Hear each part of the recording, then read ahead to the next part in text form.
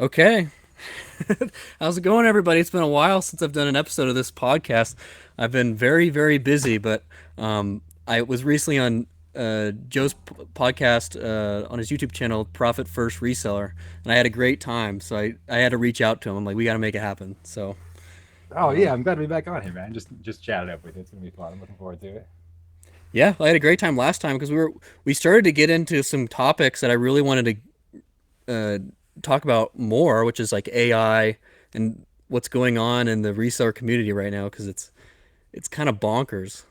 I mean, Oh, it's man, I'm having new revelations every week. I feel like, especially this last week was pretty intense. I mean, not to make it an AI news podcast, but mhm. basically the two biggest consumer-facing AI companies that are AI focused, which is OpenAI and then Anthropic, both released huge updates. So there's a new version of Claude and there's a new version of ChatGPT. It's Claude 4.1. It's ChatGPT 5. And OpenAI is really cool. They were talking about how, in human terms, ChatGPT 3 was a lot like talking to a high schooler, where they've got some brilliant things to say, but they're kind of annoying sometimes. And then ChatGPT 4 was a lot like a college student, where you're like, wow, I'm really impressed, but I Yeah. still need to really check your work. And now ChatGPT 5, which just came out last week, is a lot more like a PhD student, where, yeah, I mean, I teach a class for my kids where I have to kind of come up with a curriculum. And over the last couple of years, I've just seen this tool change where now creating a curriculum for a class is really as simple as just coming up with a prompt that I need. And this new ChatGPT 5 is really so interesting. It'll even give you suggestions of like, well, now that I've completed the task that you think that you want, what if I format it in a printable version for you, or turn it into a quiz or flashcards, or it's actually trying to anticipate your next Yeah. move or give you tips as to how to prompt it better. And man, I mean, not just for reselling, but yeah, I mean, I literally just bought a laptop online just to give myself some more chance to interact with AI when I'm in bed, Oh, because cool. I'm Yeah. vibe coding a website right now. I've always wanted this website to exist, and now with AI, I'm able to create it with just a conversation. And what's crazy is I started this project like 3 weeks ago on Claude 4, and then Claude 4.1 was released, and I kind of was trying to migrate it. But already I'm seeing how if I built it from scratch with one of these new models, which I think I'm just going to do, which you can so easily, I think I'm just going to start over again. But I'm just continuing to learn to use these tools, and Oh, it's yeah. just I've literally I built a website with just my words through a conversation. Like, that's the craziest part. I was able to tell it what tech stack to use, which programming languages to use, which websites, and then it would give me an answer. And sometimes it would be too complicated for me, and I would say, dumb it down for me. Like, I don't understand what you're doing. I want this to be a website, but you gave me this big text prompt. I'm like, what do I do? And they're like, okay, well, here's how you upload it to GitHub. Mm. And it's just it you can continue it, the fact that it's a conversation. Same thing with when you start using these tools for eBay. And now I just have a bunch of ChatGPT projects related to my eBay business, and the fact that it remembers is such a game changer. You can say, I mean, in the beginning, my ChatGPT bot, that this is pre ChatGPT 5, Yep. it didn't know that you only had to use 80 characters or less on eBay. I had to teach it that, but I only told it once, and then from then on out, it was like, great, I get it. Oh, And yeah. I'm It, an it electronics seller. it Yeah, knows your business like in and out. yeah, Like you'll ask a question that's like, oh yeah, but for an asset recovery business, you're gonna have to do it this way. I'm like, oh, you know that? Yeah. But cool. definitely becoming well, we'll get into it. I want to because there's so much to talk about, and we could Yeah, I'm that just can of ranting over worms here. could go wide open, right? So I want to start with, and I should have started here, but anyways, but I want to start with how you actually got into the business because you mentioned that you were in the restaurant business at one point. Yeah, So, yeah, I want to hear about that because you had all these people that you hired that were cooks and like yeah, waiters and stuff. It must have been a sure. big experience just to like learn the hardest business model out there is starting a restaurant. I know. I don't know what I was thinking. It was my wife and I were kind of bouncing around a couple ideas. We were thinking about opening a 24/7 gym, which in hindsight probably would have gone the opposite direction, a lot more passive and scalable in a sense, whereas a restaurant is just built with hard work and management and people every step of the way. But like a 24/7 gym where you don't even need an attendant necessarily. I was looking at a couple models. I thought that was so interesting. We ended up starting a food cart through with a Kickstarter campaign. And it was going great for the first couple of months. My wife and I figured out so many systems. We were working together. Communication was easy. And so we decided to bring on people. And in the beginning, I think what's typical for a lot of young entrepreneurs, we hired a lot of other entrepreneurial types, a lot of other people that could kind of do it all, that were quick thinking on their feet, that we related to in a lot of ways. And early on, that is what we needed because we weren't big enough to really give anyone a set role yet. So we kind of needed them to fill in what we were doing for the whole day. So in a way, they were kind of a mini little restaurant entrepreneur themselves. We often would let these people run the whole food cart on their own for a day. Oh And wow. then it just kind of scaled from there. And then we had another food cart and another one. And we actually, I think I mentioned this last time, we got funding privately from our customer base. At one point, when we wanted to expand and we didn't like the way bank loans were looking, it seemed like kind of like a bad deal.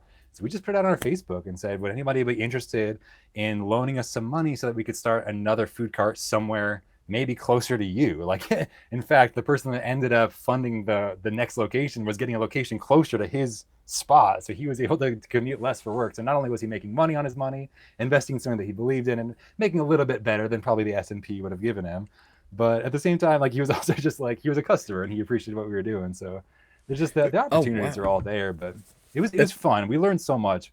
But I realized that like man, managing customers is or managing employees. I'm sorry, it's hard. It was a lot easier because Heather and I just communicate so well. We have a really special partnership. Even a two-person business is really hard. A two-person relationship is hard to manage. It takes so much communication. But I noticed that early on. Heather and I started our food cart early on, but when we were dating, before we even got married, we just celebrated our 10th anniversary.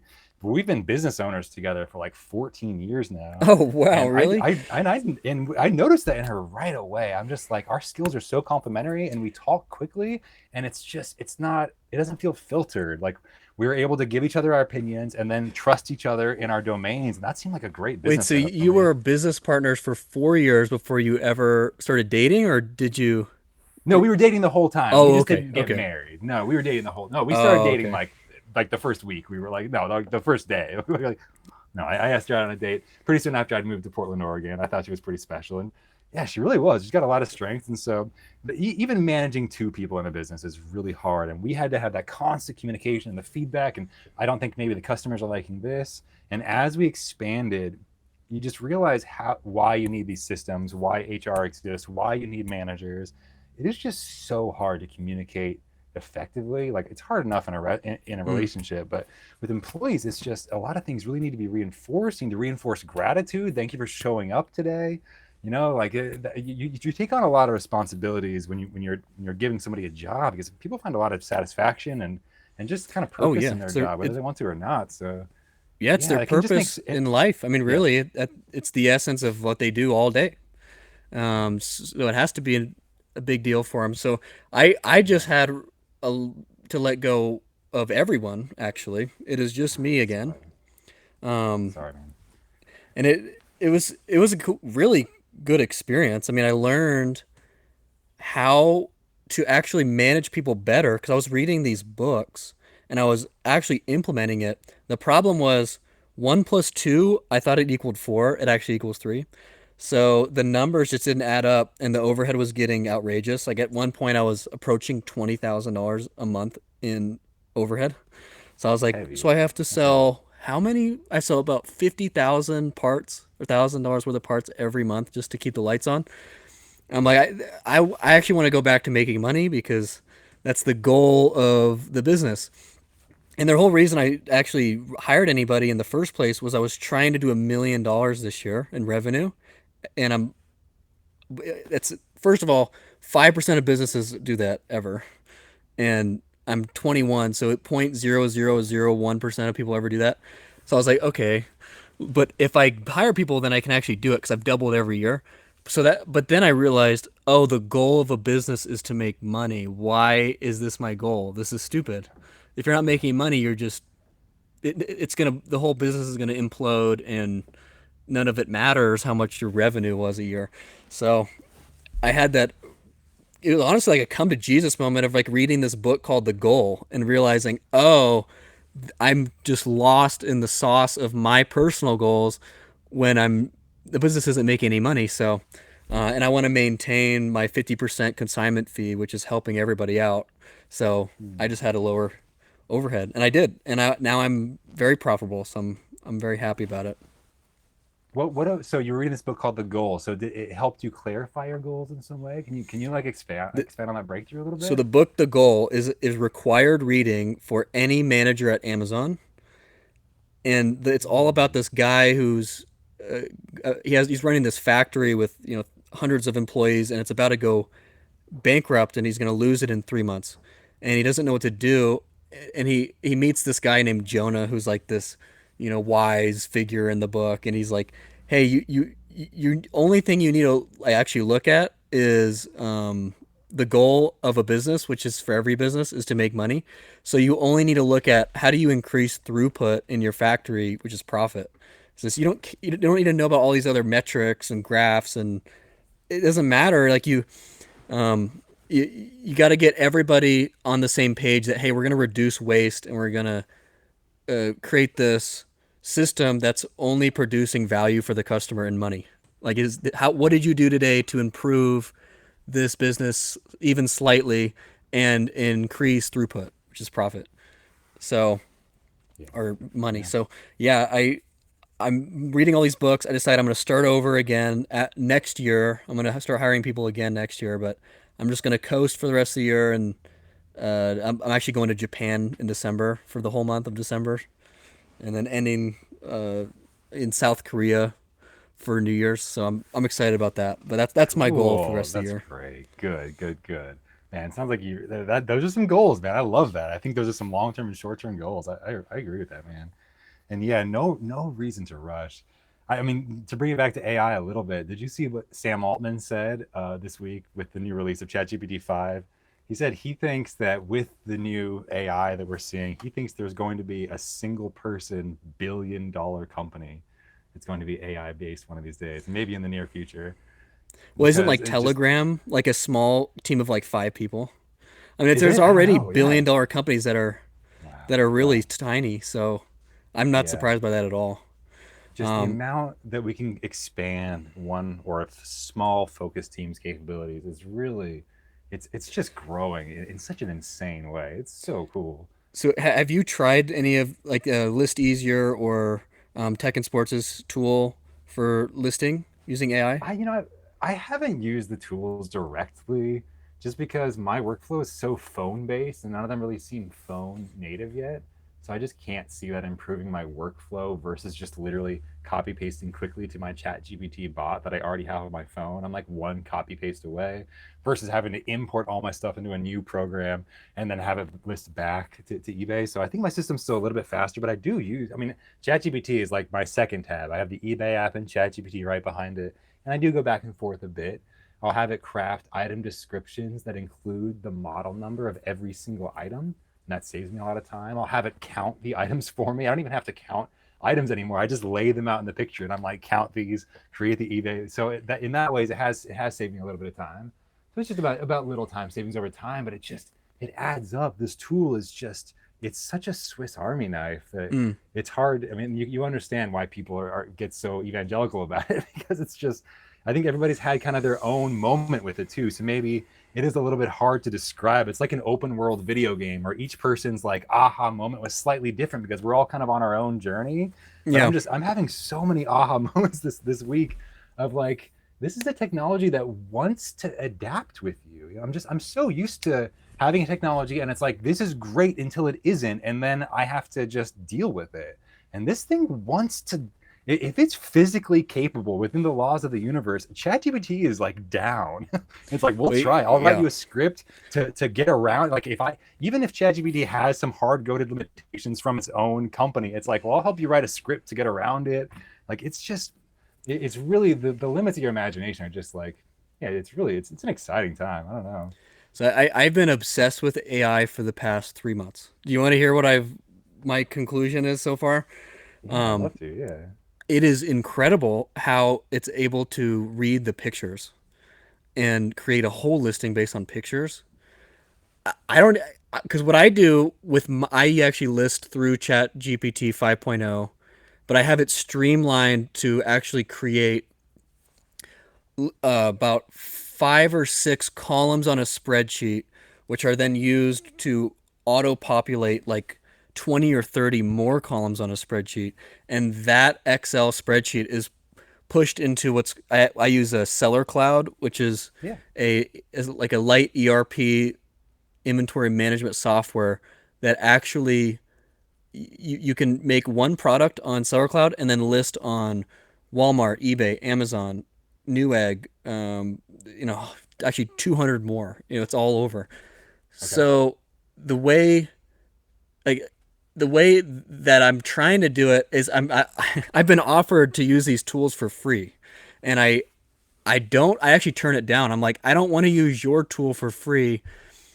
I'll use it to test it just to learn what you've got going on. I'm on my own journey right now with AI. I'm trying Yeah. to create my own tool that's proprietary for Chase Surplus that Mm-hmm. will turn my company into the most technologically advanced asset recovery company in the world because nobody else has figured this out. What I'm saying right now, nobody's tried. So you can't you can't watch YouTube about this. There's no YouTube Yeah. video on it. I'm the Dude, only it's one true. There's doing not a it. lot of people out there talking about this, man. Yeah. So it's crazy seeing that. Once Yeah. I started seeing these tools pop up, I was like, oh, this is actually happening. How is it so good at reading pictures? I need to get in on this. So I'm literally gonna have a meeting on Wednesday with this guy from Ukraine who wants to do a kind of a test of concept tool for me. My budget's like $5,000. Like I'm like, let's just see if this works. Because Yeah. I'm all in on it. That's why I'm trying to make as much profit as I can to dump it all into AI because I Yeah. think it's gonna be the future, and no one's doing what I'm doing. If someone gave me $100,000, I could turn it into 10 million and get funding because no one's doing this. But it is what it So is. I'll get there have you eventually. tried just having it try to build you a prototype of the app that you want just from a prompt? I bet I could. Um, You know what you want, bro. In fact, if you're hiring somebody for $5,000, that's probably what they're doing. It's just prompting ChatGPT 5 to well, write the code they're for them. AI engineers.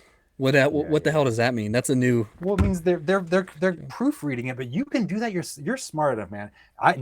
You can just pit the AIs against each other. Have ChatGPT 5 write you the code, copy paste the whole thing into Claude, and say, is this secure? Does this make sense? Is this structured in a way that's logical? Like pit them, and then come back and say, Claude said this doesn't make sense. What do you think? Like that's often like that is what the job of a software engineer is, but things are changing so fast that I feel like your feature requests are going to be coming so quickly that you're probably going to be wishing you could just be typing it into the prompt Mm, and be modifying it on the fly. yeah, You're going to yeah, have to yeah. wait 24 to 72 hours for the feature request to be fulfilled on the software side if you're lucky.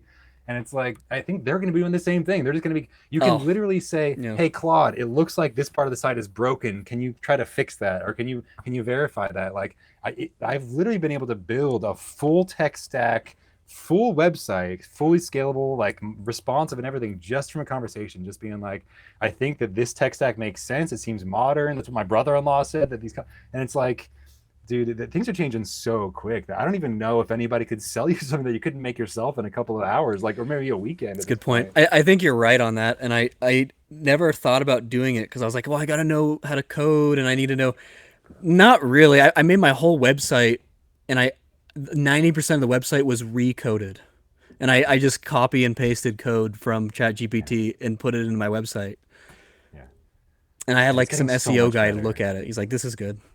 You need It's to getting do so much this and better that." But now. that it's Like crazy. so what I did for my tool, my site, you can connect it to your GitHub, and GitHub is just like an open source Hmm. website that hosts all your code for free, and it also keeps all your versions, so in case you screw something up, you can just go back to the version of your website at like 2 p.m. That's what I've done before. When ChatGPT breaks some feature, you Oh just yeah. download the 2 p.m. version, and then you re-upload that as the new site, and it kind of like resets it. I'm sure I'm doing it in a really stupid like caveman way, but it does like relatively work. But you can just have it, you can have it either render the website there. ChatGPT 5, you can just click render or launch or whatever, and it will play your web app.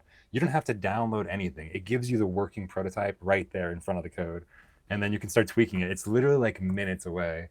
And these are like working web apps. And I paid $10 a month for a domain name, and then you can have an actual website that you can just like, that can be actually doing the same stuff, man. So I don't know. Like I really the only real criticism I heard was that with all this AI coding, vibe coding, I don't know if you've heard the term vibe coding, but it's essentially just what I'm doing, which is just creating code without Yeah. actually having to write a single line of code. Just like you're just basically describing in excruciating detail what you want it Mm. to feel like and work like, and then you're like, oh, I didn't actually specify.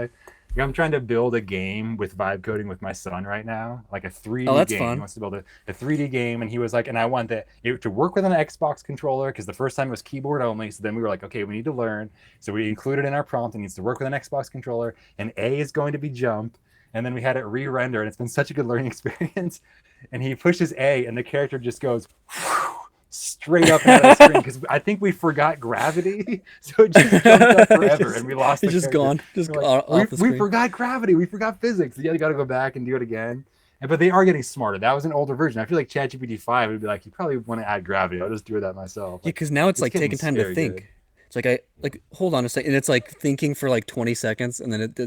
his response is way, way, way better than if it just GPT 4.0 just boop. Yeah. Yeah, I noticed that with Claude 4.1 too. And I would ask it something really complicated. Like I'm trying to create a website that allows you to pick what book you're reading. So I'm reading like a fantasy, like a really long fantasy fiction book, and it has lots of characters, and I forget who they are. So I wanted to create this website because I want it for myself, where you choose the book you're reading, you choose the chapter, and then it gives you all the characters featured in that chapter, and it tells you who they're the son of and who they're the brother of. But all Oh. that information needs to be context specific. So it can't tell you in chapter 7 that it's somebody's brother if that's not revealed until chapter 9. So it really needs to have specific descriptions and relationships for each character, for each chapter of the book. And it's gotten to be this like really tremendous thing. So it's allowed me to use a lot of tools. But I was asking Claude 4.1, which is the newest version, last week to do something and I noticed like 20 seconds in, it was working. And then it was like, actually, I think this is the wrong way to go about it. I'm just going to change the way we do the data structure altogether because this is getting too clunky and it's not going to make sense for future readability. And I'm like, I remember reading like 15 years ago this book that really blew my mind called Gödel Escher Bach about AI and what artificial intelligence really is. And the lines are getting blurrier and blurrier, bro. Like it's Mm. just intelligence because one of the only defining lines in this book that I remember reading between artificial intelligence and human intelligence is that as humans, we're good at breaking ourselves out of that loop of realizing, of taking the step back, that 10,000 foot view, and realizing maybe what I'm doing is not actually serving my greater goals. Literally, what you were talking about earlier in the podcast of like, maybe I need to reframe. Maybe what I thought was the correct goal wasn't. Where it's so easy to imagine a computer agent getting lost and just optimizing paper clips forever or just only following its code. But already, and that's what they said with Claude 4.1, is it's better at recognizing its own mistakes. So it's actually even improving at that thing that I was like, well, at least humans will always have that, computers will just run on their own. No, it's like, no, even it's just another aspect of intelligence. And like the lines are just getting blurrier and blurrier for me. It's getting too weird, man. Well, I it love it, but it does make me a little uncomfortable sometimes. so when you're listing, like it's a lot of physical work, right? You're processing everything, you're cleaning items, and you're going on the phone, you're going back and forth through apps trying to get it listed. Uh, is I think I haven't used the tools yet that are available right now. I'm not gonna lie, I haven't used them yet. I just refuse. I'm like, I'm going on my own path. So whatever I've learned, I don't know if I'm like leading edge, if I'm like the person that's the most advanced out there in the reselling community that's done this. Because I don't know, I'm just on my own journey. I'm like, hey, the guys, this is what I'm doing. Like I posted a video of what I was doing, just like a no talking, just like here's like a 5 minute video or whatever. This is what I'm doing, and it must be so complicated because no, but I'm going on my own journey right now. So I think if you did what you're doing with that game and you did it with like, okay, I want to list on Mercari, I want to list on eBay, like whatever platforms you're on, I think if you find a software for to have all your inventory in one place, or even just pulling inventory from eBay onto that platform, and then from there it can post on all the other platforms, and it all syncs together. Because right now, if something sells on my website, the quantity automatically syncs with eBay, Amazon, and any other channel I'm on. Within 30 seconds, it'll update for most platforms. Some of them it takes a few minutes, but it's fast. I mean, it recognizes, boop, there's a sale, the order comes in, and there's a whole list of orders, and then I can actually fulfill those orders using ShipStation. So it's all tied together, and I'm so happy to have those employees because I spent months just trying to figure this stuff out, and now it's in like version 1.0. Everything's working. So Cool. How is the reliability of that, of having it delisting on the other sites? Have you had any hiccups come up with that, or is it pretty reliable? it is 100% accurate. The only mistakes that happen are human made or me not understanding how the software works. And it's super complicated. I mean, it really did take me almost 6 months now to like just learn the software, and it's $1,500 a month. Like it's a lot of money. So, but I had like a team onboarding me for a month on it. But there, you could get something that's simpler. Like for Shopify, I had some extension tool, some app that was syncing all my inventory from Shopify to eBay, and it worked like flawlessly. But I had to pay more. The more listings I had, the tiers went up, and I was like, Yeah. this is gonna add up like crazy. So I switched over to Seller Cloud because some people in my industry that are like 1,000 times bigger than me were like, this is what we're using, and we're gonna Yeah. move to something that's even more crazy. Like that's like $80,000 a year, and I'm like, holy crap! But they said you could use this now. It works fine. Cool. So I love that, man. I mean, yeah, it sounds like if the system works and you have that kind of inventory, that it makes sense. Just get it on as many marketplaces as you can. I mean, you can get a couple sales, and that's going to pay for that. Like, you really have such a unique kind of inventory that is relatively lower sell-through rate, but I think would really benefit, yeah, from different marketplaces. And 'cause how many I would love. marketplaces are you on multiple right now, or are you just on eBay? No, I'm 100% eBay. Okay. Like, Have you literally, I tried have a other few. ones? Yeah, yeah, yeah. I've tried Mercari. I've tried Facebook Marketplace, shipping. I tried cross listing. Those are the main ones I put the most effort into, I think. Okay. Yeah, and Poshmark. Yeah, Yeah, I've it's done drop shipping on all those too. okay. Yeah, Yeah, it's an interesting thing to learn like what the people in my industry are doing, because what they're doing is they're all sharing inventory. Like you think some company that has 80,000 items, they have that in a warehouse somewhere. They're partnered with 5 companies, and it's all of their inventory on their website, and they're drop shipping. So, like oh, right now, I have this problem. I have 40,000 items that I could list on my website today, but I don't have a way to automate it. That's why I want my own tool so I can just, because right now it does it all. I just don't have a way to automate putting the pictures in. That's like the one thing that's I'm stuck on. And like pulling pictures, I have to literally put it into like an S3 bucket on Amazon to like store it, and then use that link yeah. to put into a spreadsheet to export. Oh, it's crazy. It just gets way Mm. too out of control, and I don't have I have an engineer mind apparently if I'm able to get this far, but it's getting really complicated. Like where I have to like read books on this stuff and like actually ask AI 100 times just to understand a little concept that is so complicated. So Yeah, the tool. It sounds like now it sounds like it starts to get where if the tool is complex enough, then it makes sense to just like pay for somebody else to maintain it. yeah, Like, so when you are you able to import photos in a batch and have it automatically separate them, or do you also have to kind of manually separate out I photos and assign them to each think there's a item? Or way where I could like name folders inside of a folder and then just put that folder in to Seller Cloud, and it just actually fills every product with images. But then it gets really yeah, complicated. Like that's the problem with the software is like there's so many little nuances. Like they need you to have default pictures and supplemental pictures. So a default picture is like the main picture, but you have to check this little checkbox to make it a default image. It's so hard to do that manually. So I figured out how to do it automatically, but then I have to make every other image supplemental and checkbox for each one and put them in order. So like for 10 pictures, this is supplemental image 1, and then number 1, number 2, number 3. I found out how to do it automated, but it's just so complicated that I'm like, how do I just, because I have to go in each product and put the pictures in. That's the problem. I want to just here's 1,000 pictures, just figure it out, Yeah, and I right. can't figure it out. So I think that's the that thing does that seem takes me the like, most time. yeah, exactly. Like getting those pictures sorted. And yeah, I think some of the AI listing tools are just now maybe starting to be able to do that. 'Cause I could see that starting to maybe affect my list. If I could if hear somebody that could just take a whole mess of photos and then Hmm. create a whole bunch of drafts from that, I would be interested in that. Because that would allow me to really batch my own time and just only do photos and then bulk upload.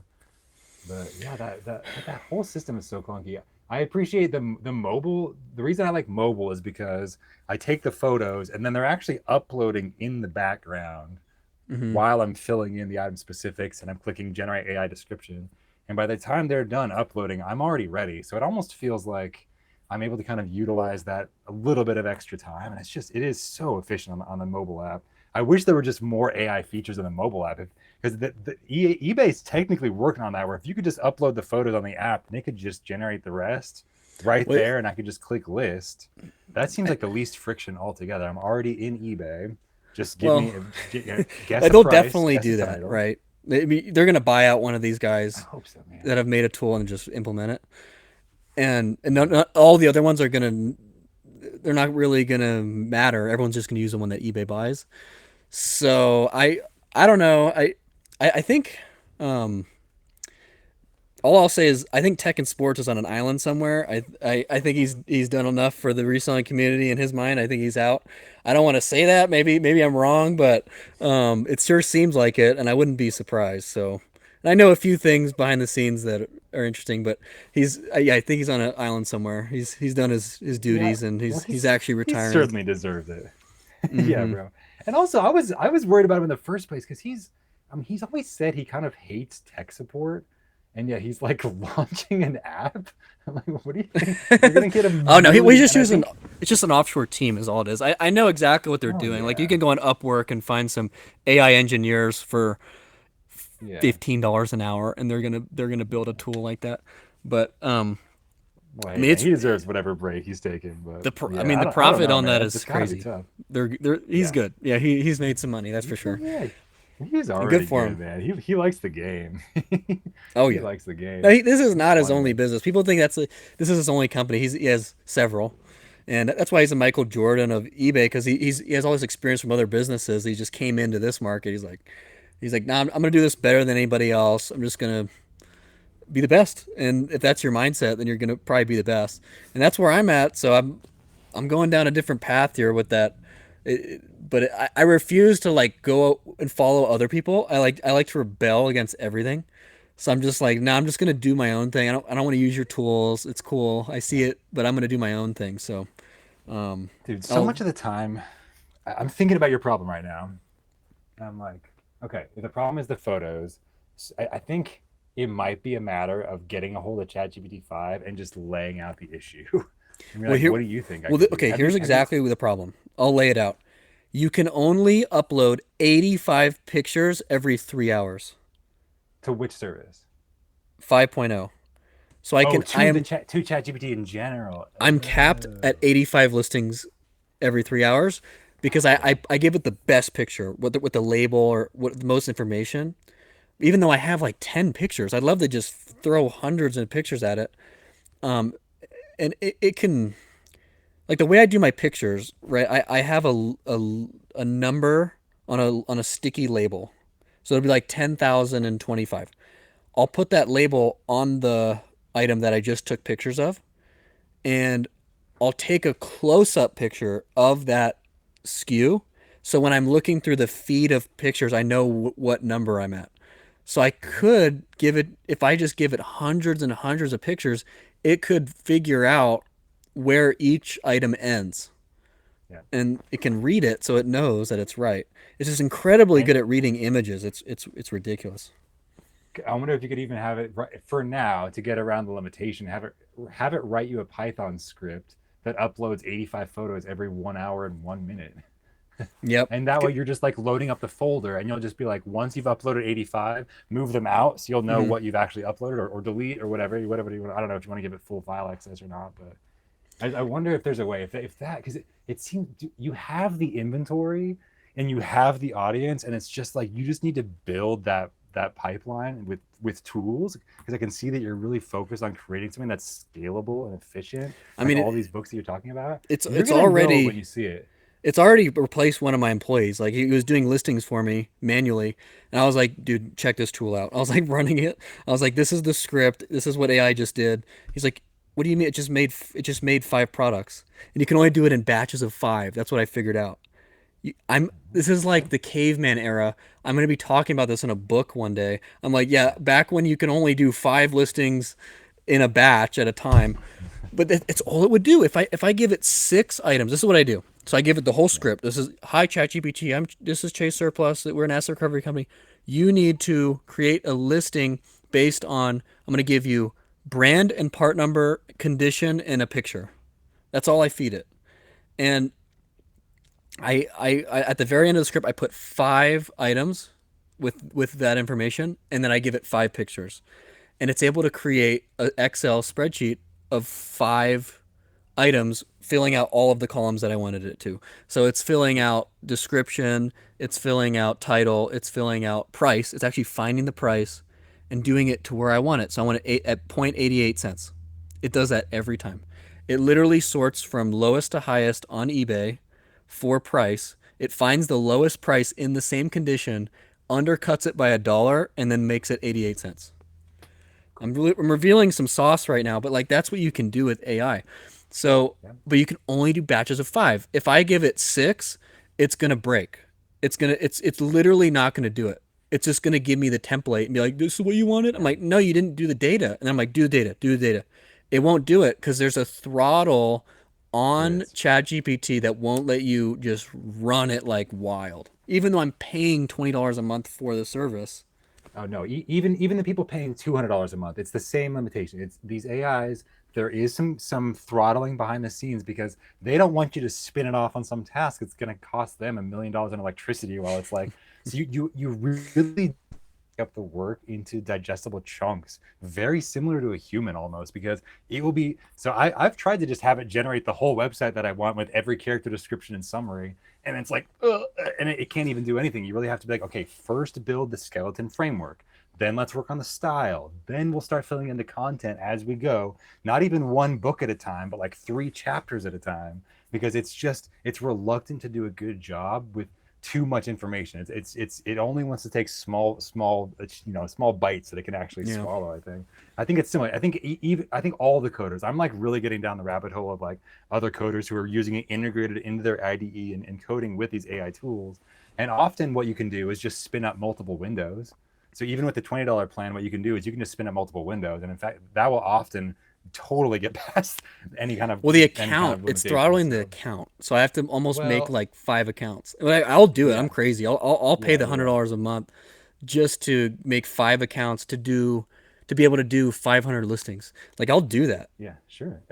I would even try it even on the one account. I don't know about your specific case, but even on a $20 account, you can have 5 windows all working on something simultaneously, but you can't have one window working on a task that's 5 times as big. Now that it's the Does image that make sense? upload. Like it's Yeah. crazy. The Okay. image upload Oh, I is see the the images. thing that's it will literally Got it. count, and then it'll say try again in Hmm.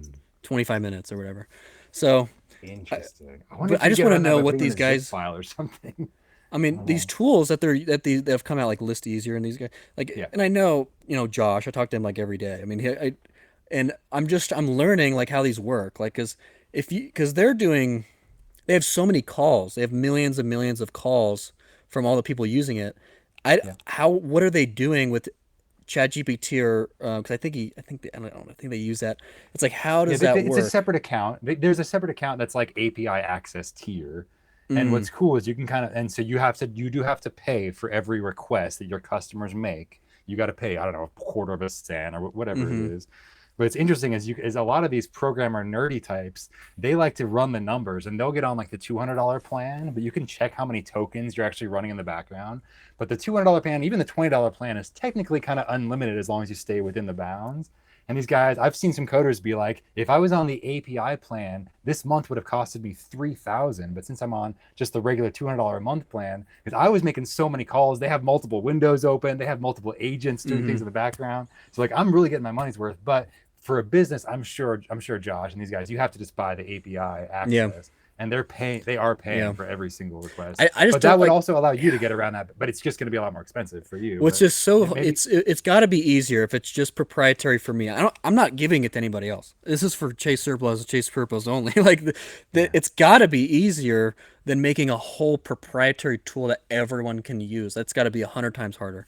So, totally, totally. but if I have to pay 3 grand for the API access, it's kind of I don't know. Maybe it's just based on the calls. But I don't know. ask you could ask ChatGPT to estimate how much it would cost you based on how Yeah, many. I mean, like literally, the yeah. rabbit hole never ends. Like So it's this has like turned into an AI episode, but it's okay. I mean, it's so yeah, interesting that it's just like worth talking about because no one's talking yeah. about I it. I really, mean, everyone's using the it's just it's tools, but no yeah. one's talking about how does this actually work.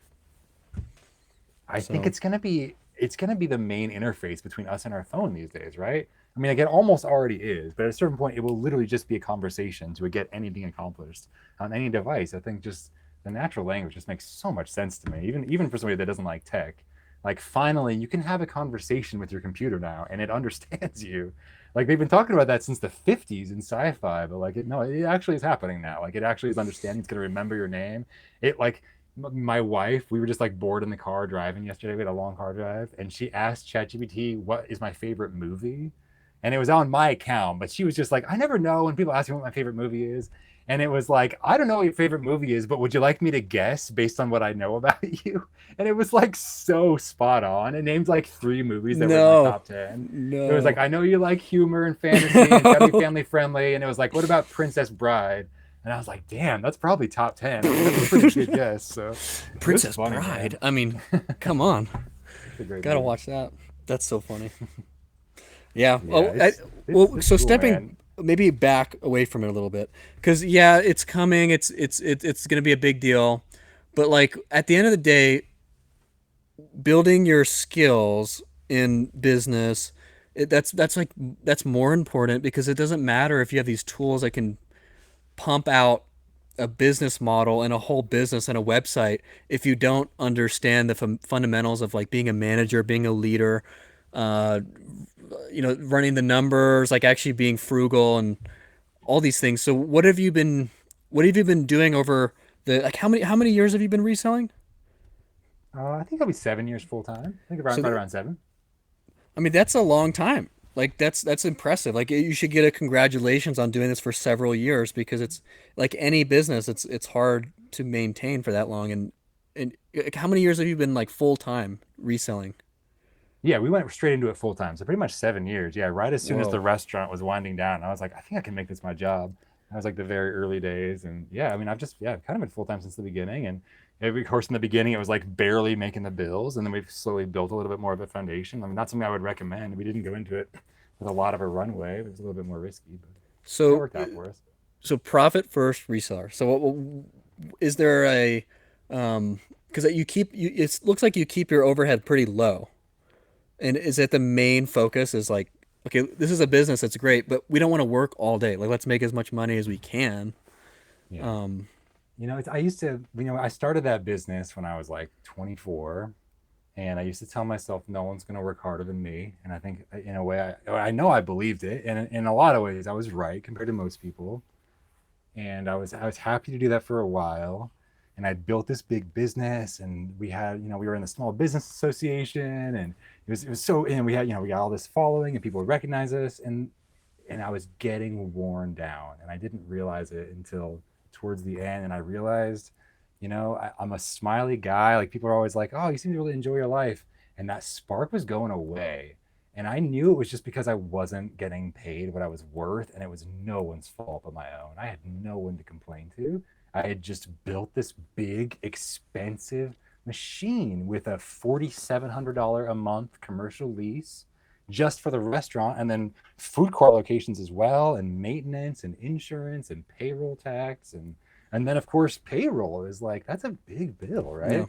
And it was so cool to be able to provide that until I realized how much weight I was carrying. And I think I jumped into it, and I believed in the mission, but I just didn't have every skill required. And I've just realized I think I'm better with maybe a small team. Right now, it's just my wife and I. And I think I can imagine myself in a small team again, starting another business or another venture if my wife didn't want to get on board. But she's like, yeah, go for it. Maybe get a small team. Like, I could see that, but communication is so hard and it is so critical. And there's a reason there's so many tools and all the corporate is just about paperwork. It's just because it's hard to institute the people doing things that the way that you want and like at scale, man. It's so hard. It's a different business.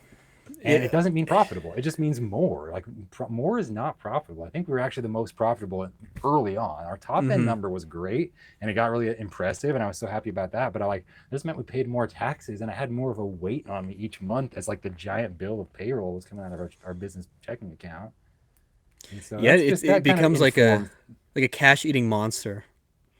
It's like you're Yeah. making everyone else money. Everyone else is because you have the mission. Like I know you probably had the best restaurant. You had everyone loved you, but at the end of the day, it's like I'm not making any money because this is getting too out of my control, and that's okay. I mean, my biggest inspiration is the founder of Hyundai, and I love his book. That's why I'm going to South Korea because I want to like go to a mall and see the Hyundai Mall and know that he built that mall because he built all of South Korea.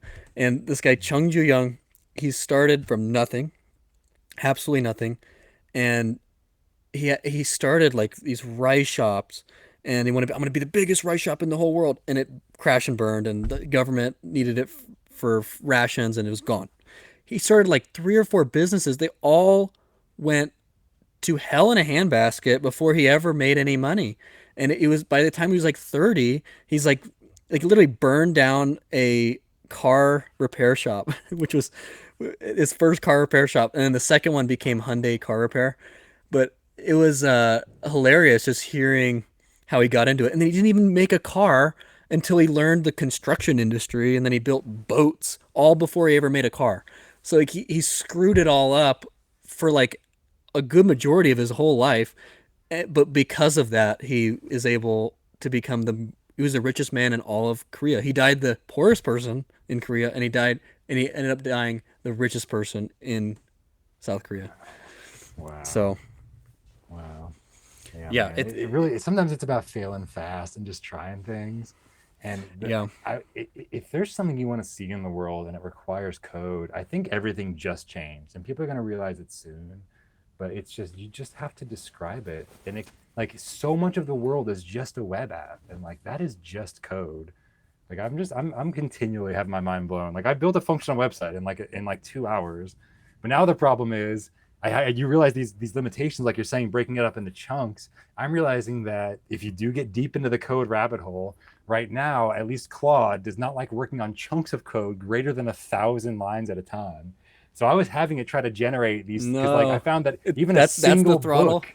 Oh, Oh, geez. it was so because I was like, I'll break up the website because at first I wanted the whole website in a single file, and that was way Hmm. too. And I'm just like learning how to code, and I'm like, okay, let's break it up book by book. But even Harry Potter and the Philosopher's Stone, which is only 17 chapters, was over 1,000 lines of code to have all these cross-referenced, relationships and slowly revealing the different characters and their descriptions and stuff. So it's so fascinating, like just to see.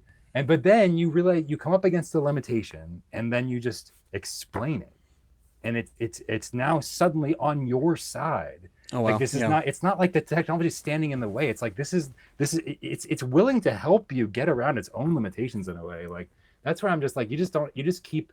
Sometimes I get frustrated on this big project. I just take a break, and I just have a notebook, and I'm literally just writing questions. And sometimes it's just about asking the right question. Like I think it's honestly made me a better communicator, because sometimes you say what you think you want, and then you see a computer execute it perfectly, and you're like, oh, I screwed it up. And it's like you really have to kind of refine your own language in a way. I think it's made me a much words are flowing a little bit better, I've noticed, after a This is long a funny conversation. thing So that I just thought of. It's so true. You're like a little kid, like learning better communication skills by telling it, oh, no, I actually, here's the problem. Here's what I would like to see the solution be. These are a few ideas I have. Can you help me resolve this? And the only thing I thought of right away was I used to play Minecraft, and I would talk in the chat all the time. And I learned how to type really fast and communicate with people when I was like a little kid. And this is like peak Minecraft, like 2015 or 2014. And it was just so funny that I went to like school, and it was like this like typing class, and I was faster than every other kid using my two middle fingers. And they're like, "This is not how you're supposed to type." And I'm like I'm going 100 miles an hour. I'm like, check this out. I pull up like the like race cars typing website. Be like, check Yeah, this yeah. out, teacher. And he's like, you get an A. You've passed the class. Oh, And good. I'm glad the but that teacher was just me. appreciated I was having yeah. fun. Yeah. Huh. It was Yeah, I it get was just that, man. trying, and like right now I'm trying to learn Japanese. So like konnichiwa, like oh god, I learned what is the okay, it'll come to me. But I learned a few sentences already. Like hello, my name is Chase Baronic. Mm-hmm. Like I'm going to Japan, so I want to learn. But I'm like a baby. I'm like I have no idea what to do. And I'm learning like you don't shake people's hand in Japan. Like you're gonna have to bow, and maybe if you're in business, even a business scenario, they will shake your hand as a Westerner. But like Huh. there's some words that don't even have an interpretation in English, and like some letters don't even chesude, like the it's actually chesude su, but you don't say that. You just chesudes. You don't say the last u chesudes. Okay. Um, Okay. When, no, uh, wait, when are you going to Japan? This sounds so, I'm so excited for you, man. That's so cool. well, I'm leaving in the like early December. I'm gonna be there all month Wow. until New Year's, so I'll be there for a long time. Yeah, Cool. I'm excited about it. It'll be kind of That's so cold, cool, but that's man. okay. That's the only thing against me. I'm probably gonna end up skiing because I'm going with a business partner of mine, so we're gonna have some fun. Awesome. Oh, man, have fun. But yeah, Oh, it's just we're just learning as like little kids. We're just like out here, yeah. Yeah. this tool. It's like discovering fire. This is like we don't know we don't know what we're playing with, but Yeah. and it's gonna the rubber band's gonna swing way. It's gonna get pulled way too hard on certain things, and it's gonna snap, and we're gonna have to like regulate it a little bit. I'm sure it's gonna be very very ugly until it gets pretty. But I think in the end everything's going to be different, but it's going to be progressing forward. I I'm a forever optimist. I don't think we're going to totally destroy humanity, but it's possible. Mhm. Man, things are. I'm so excited to see. I was watching. So my 8-year-old son and I were sitting down, and he was having a conversation with ChatGPT the other day, and he was communicating, and he kept saying, "Please, please make it 3D. Please." Like he was just putting his heart and soul into it. And my first instinct was to be like, "Buddy, it's a computer. It doesn't care if you say please, right? It doesn't care how much emphasis you put on it."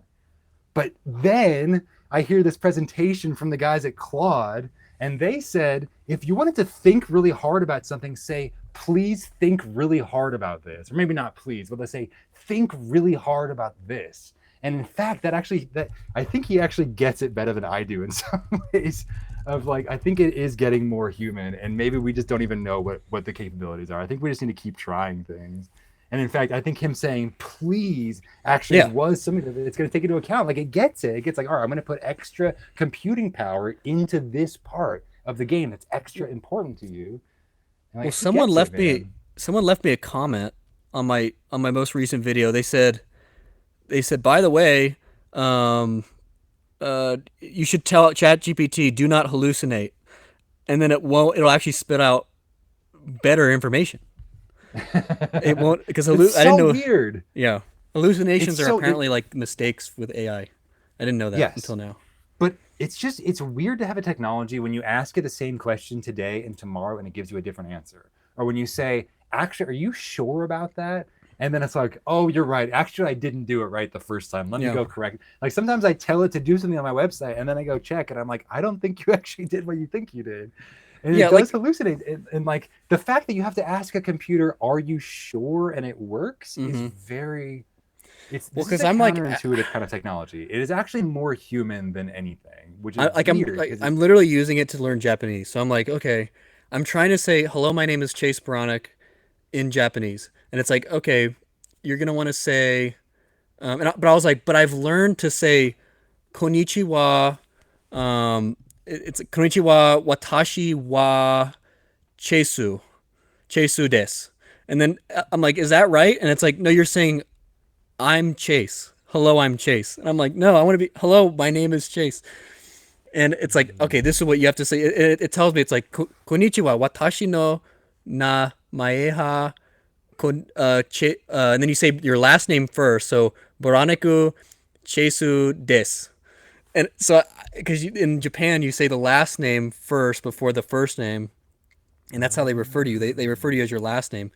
But it was like helping me learn. It was like I was a baby. They're like, oh, you're on level one, bro. Like you need to know the baby basics. And I didn't even have to tell it that. It was just like so simple, trying to help me understand. Yeah. And Yeah, if that's I'm the sure other if cool part. I yeah, think it's you so have to be helpful. careful. I've heard it described as sycophantic. Sometimes it's like always telling you you're awesome, you're doing a great job, and you have to be like, "Are you just bigging me up so I keep talking to you right now?" Well, I asked literally today. I was talking to my therapist, and I asked him. I said, "Do you think AI is going to take over your job?" And he says they're going to try, but the problem is AI is really bad at giving criticism and like like uh, being critical Yeah. of their patient. They're just going to be very um, like on your side and like just saying, "Oh, you're doing it well. You're so smart."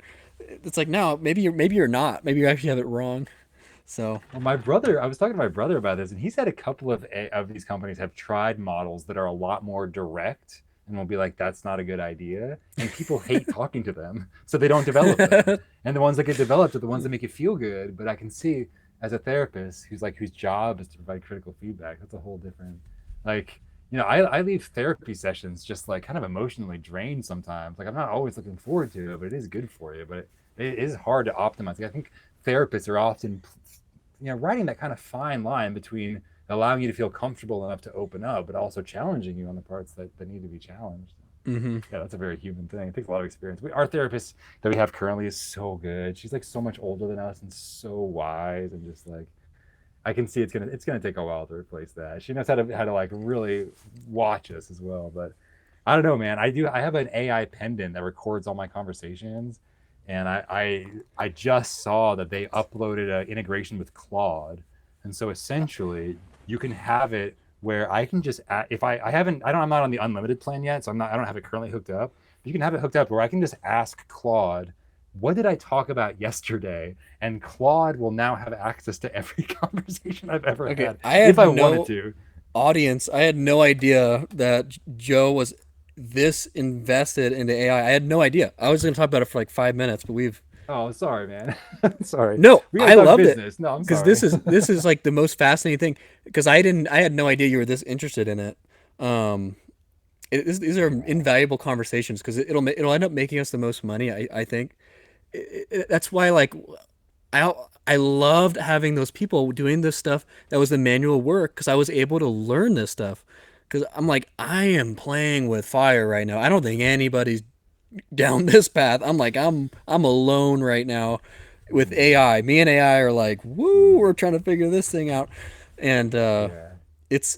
greatness comes from just being obsessed with something and just trying and failing and just like loving the journey of like little things that are turning to click. It's like that's why I want to learn Japanese. It's like the hardest thing I could possibly do, but I'm like Yeah. I'm just gonna figure it out. I failed Spanish. I had sold candy in Spanish class. I got kicked out. I failed them. I literally failed all my Spanish classes. So I'm probably don't have a mind for it, but I'm gonna train my mind to become a person that learns Japanese. So yeah. Yeah, I see your business as just this beautiful machine that you're building, like an old like a grandfather clock.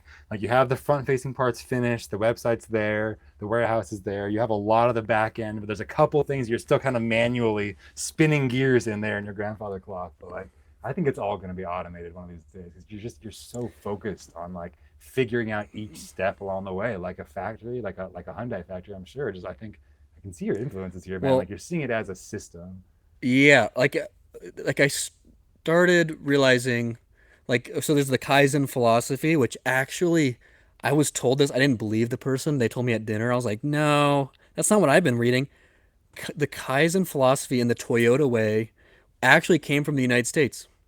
When we took control of Japan like after World War II, we actually taught them these principles of Kaizen, like incremental improvement, and they ran with it.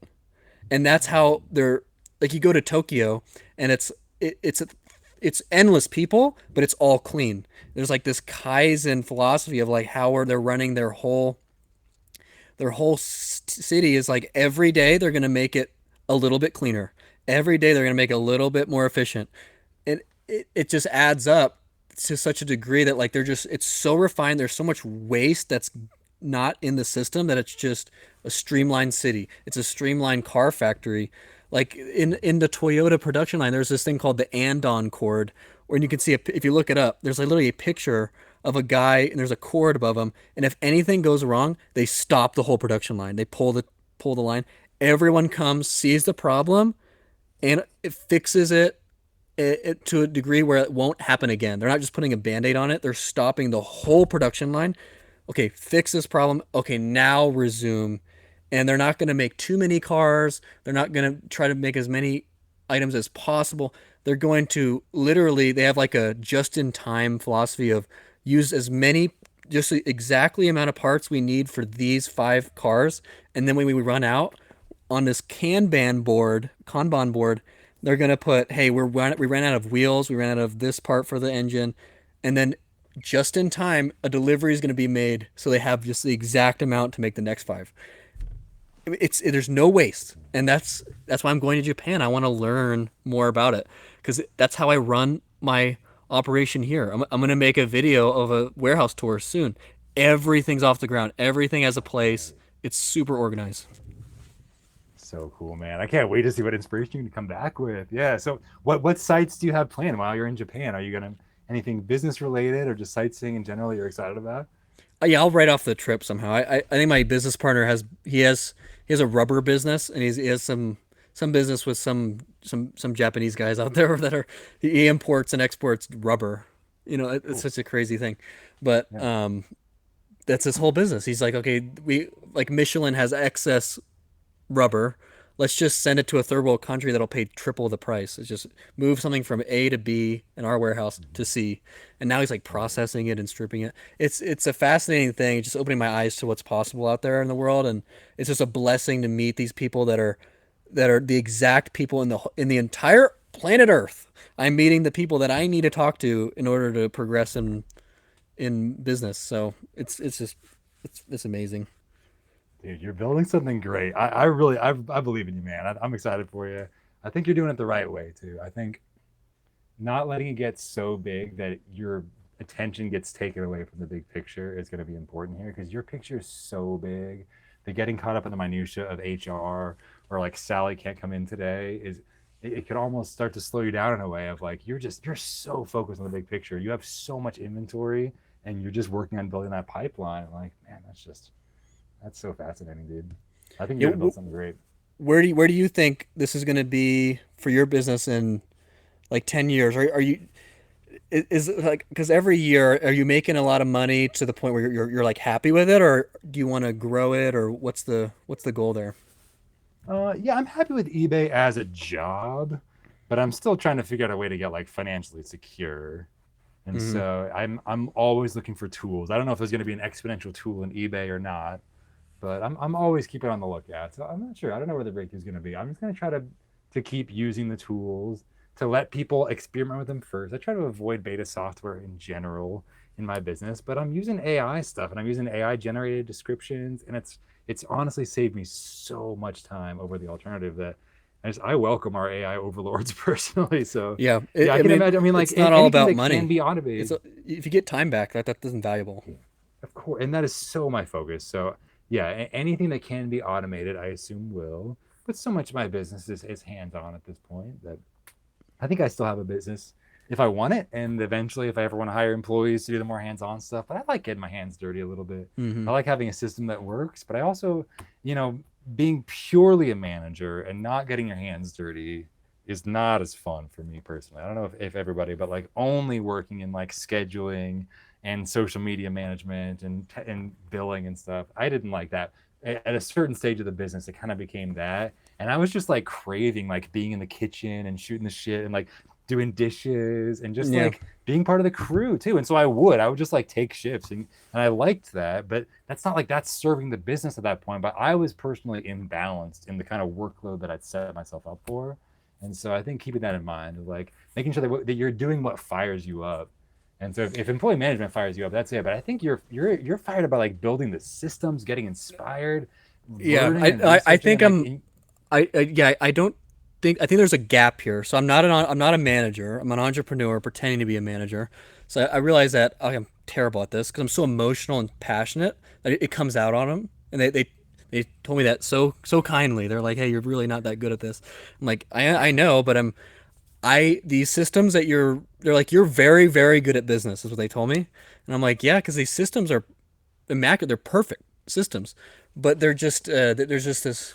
I don't want to deal with these people. I want to bark at them. Like that, I have this problem where I'm like, I need to have someone else managing people, and I'll be the leader, and I'll just travel the country, meet people, do these big deals.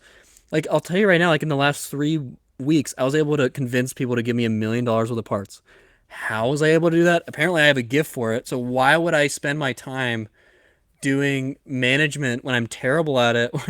So I'm at this point where I'm like, okay, I'm gonna do this because I do like physically doing it because the system's so good, it's so satisfying.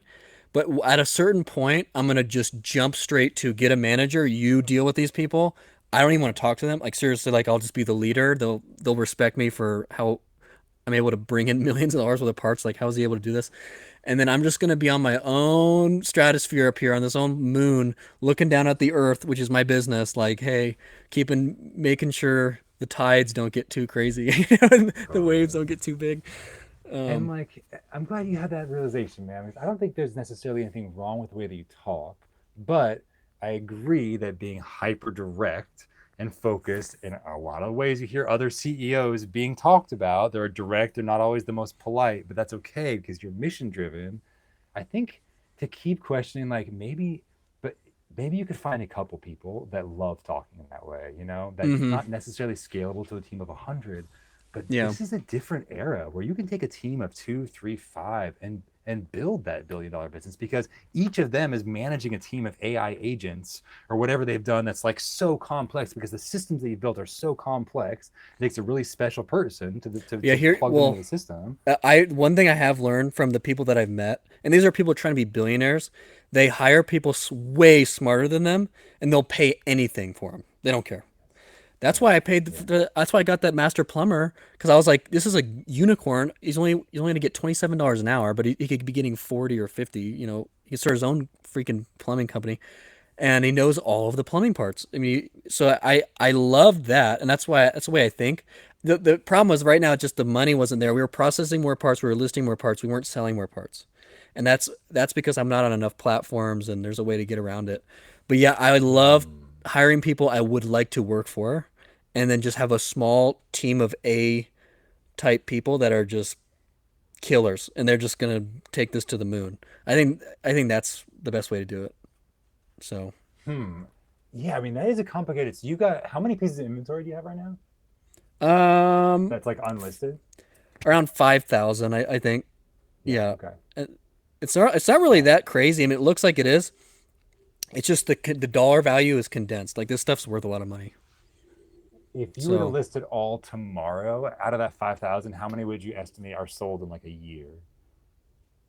uh, Is so that like an my easy estimate? average sell through rate for the estimated value or dollar value is 60 to 80%. That's the range in a year. So I'm actually my sell through is incredibly fast.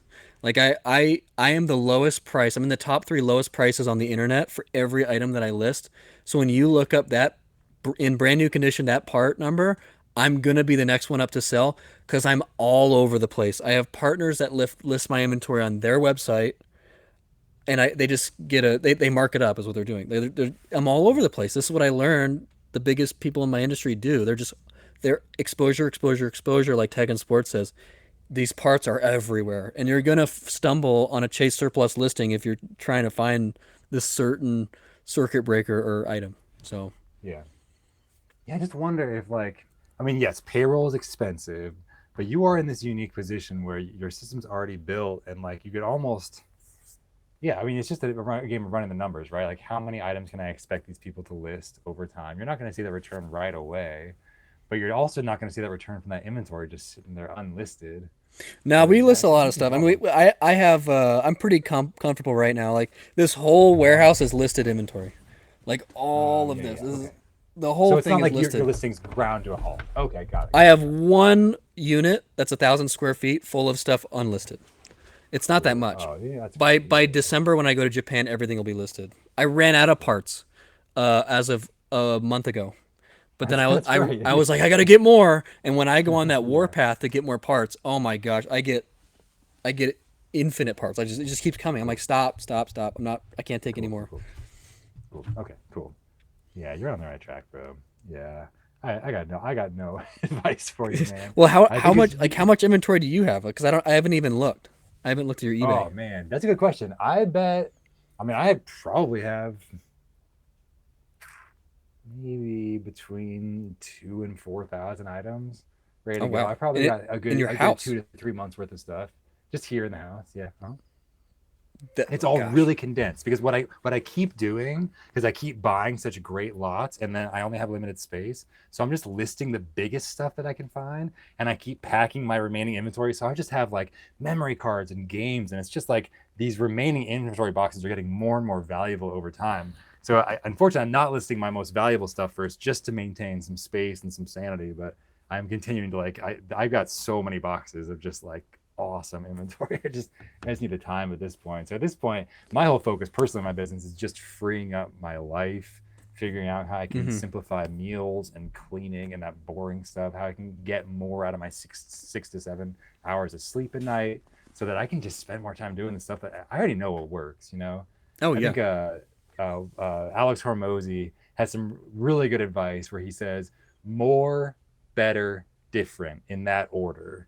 So if you're looking at getting more profitable, if you've already got something that works, just do more and keep doing that until it doesn't work anymore, and then try something different, and then try something new, or something like that. But Well, yeah, something that's why I about wanted to that. talk to you because I love right now pulling back like crazy. Like I'm done tweaking AI tools for right now. I'm done looking at trying to how to manage people. I'm like I'm just gonna come in for 4 hours, process parts, and then the last 4 hours I'm gonna pretty much ship out stuff. And once I'm done with that, then I'm gonna dabble into the AI.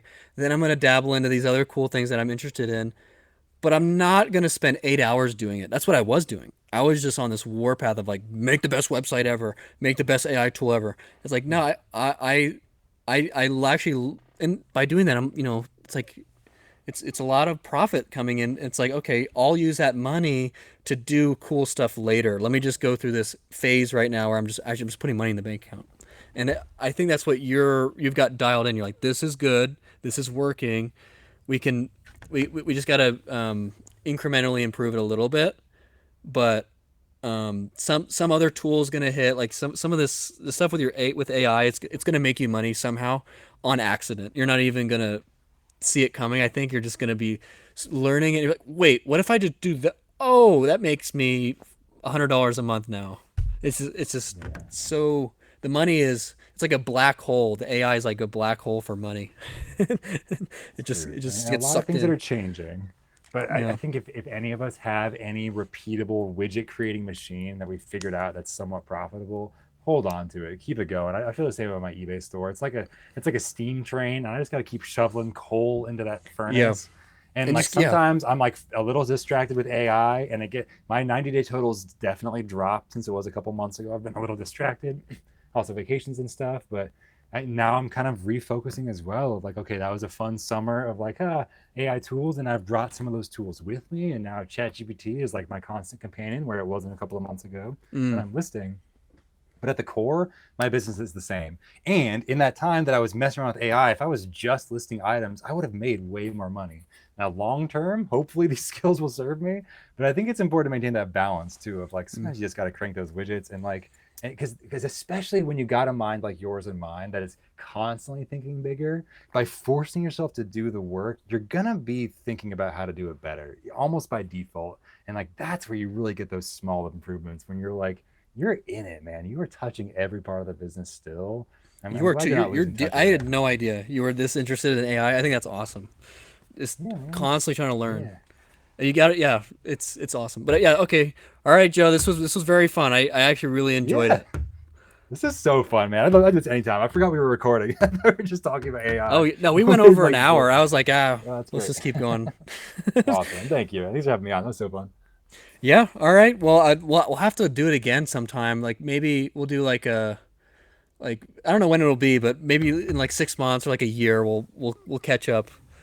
Oh Just see yeah, or maybe just like a what has round happened. table, or maybe a Hmm. round table of like I don't know if you'd be interested of like maybe having a couple people on, like having a discussion about what the state of reselling and stuff. Oh, that'd be cool. Who knows Yeah, what we'll get do some with it? people You that know that we could have like a council of AI people in the reselling community trying to figure it out. Yeah. But Okay. definitely, I'm glad we've connected, man. I feel like we've just got a lot to talk about. I'm glad we're doing business together here. I think this is a fun time to be a business owner. So I'm glad we can kind of connect like this. Yeah, I hope people got some value out of this. It's an interesting topic that is so broad that it's just fun to just like wander in these different directions, and then I'm sure people have picked a few gems from this conversation. They're like, that's actually kind of interesting. Maybe I should try that or see what ChatGPT will do with this idea that they're talking about. So yeah, I think it's invaluable to be having these conversations. So Awesome. Thanks, thanks so man. much for coming on, and I'll see you in the next episode, guys. Thanks so much. Peace.